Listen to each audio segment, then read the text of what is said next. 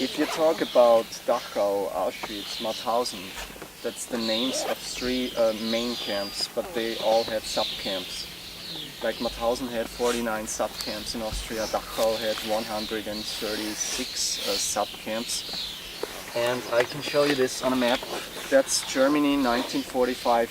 There are no towns on this map, that's only concentration camps, extermination camps and Gestapo prisons. Wow.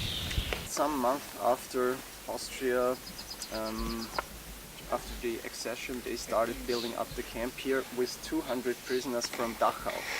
So first of all, this here, the ground here was empty, so it was fields and maybe trees, some farmers.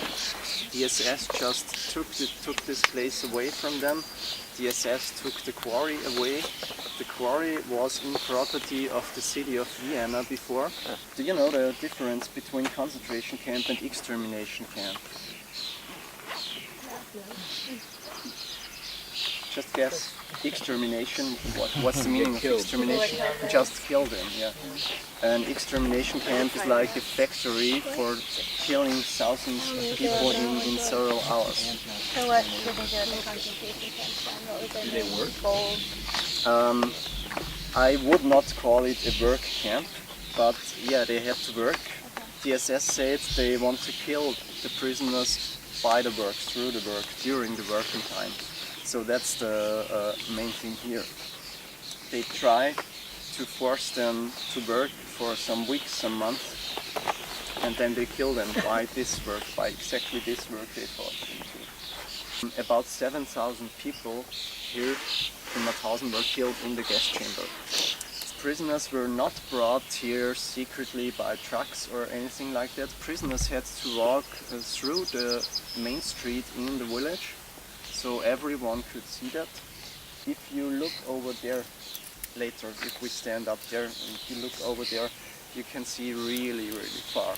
So the camp was set up here to make it visible, not to make it invisible. It's set up here to demonstrate power. So the SS soldiers, they trained two professional teams here, and they also played in the Upper Austrian National League. Really? So Upper Austrian National League games were taken out here, including visitors who could watch those games for free. People from Mauthausen, people from the surrounding areas could come up here and watch those games. And if you have a close look on the map, you can see that on this area there were some barracks. It was called the weak or the sick camp.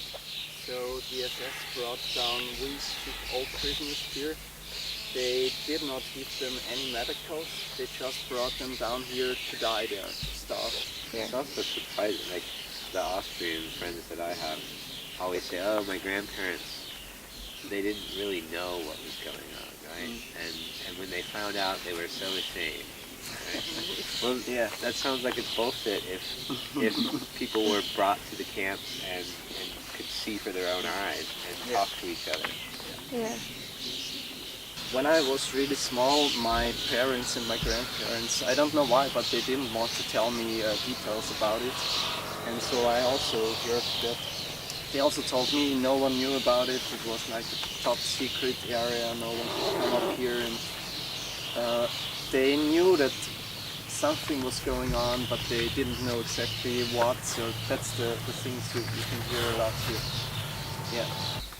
Those who killed and murdered here were like normal people. It were no monsters, no criminals. People who had normal jobs before, people who were doctors before, people who were teachers before, joined Nazi forces.